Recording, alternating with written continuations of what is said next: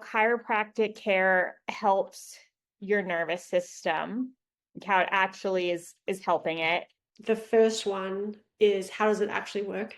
Is that Mhm. correct? Yeah, with the nervous system. Yeah, so I kind of mentioned it before, but the spine is the only bony structure that protects one of our systems. So the nervous system, like your visceral system, all the things. So the nervous system is the only one that has bony protection. So that's the spine.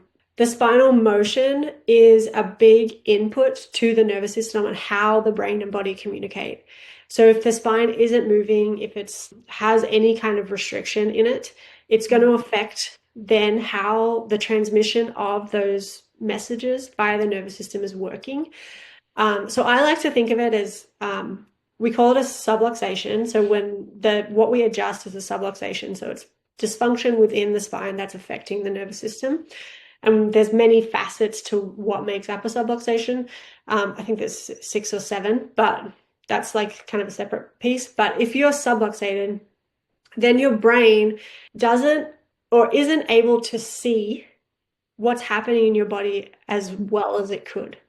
And so then it guesses. And then over time, if that continues to happen, and we adapt and we respond because we're really good at adapting and responding, eventually that's when the symptoms come up. Hmm. And we can correct our own subluxations, we can move through them, you don't need, quote unquote, a chiropractor. It literally can be something that you can work through. Chiropractors are just trained, that's what they're trained to do, is to help remove interference from the nervous system via a spinal adjustment. Or actually, it could be extremities too. So via an adjustment. The issue is in this. I think this is why like this question comes up, and why people are so shocked when I say I'm a nervous system chiropractor. They're like, "But what does that mean?" Yeah. And the thing is because we as I'm popping the nerves. yeah, yeah. Chiropractors have done a terrible job marketing what it is that we actually do. It's way easier to talk about, oh, that bone isn't working very well. That's why you have pain. Let's adjust that and you'll feel better. But it's so much more than that. They know this is now the research, the RCTs, like the gold standard research that they're doing is they're showing that each spinal adjustment specifically changes the way the brain is working. So actually the perception and what's happening in the brain is impacted via that adjustment.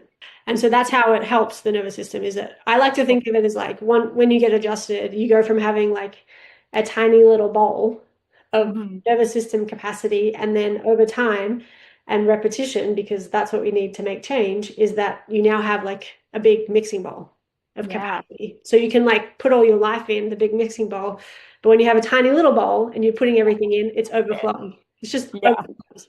And then your body's like, wait, this doesn't feel good. I don't like to feel this way. And so then that's when you start to get those messages via which we call symptoms.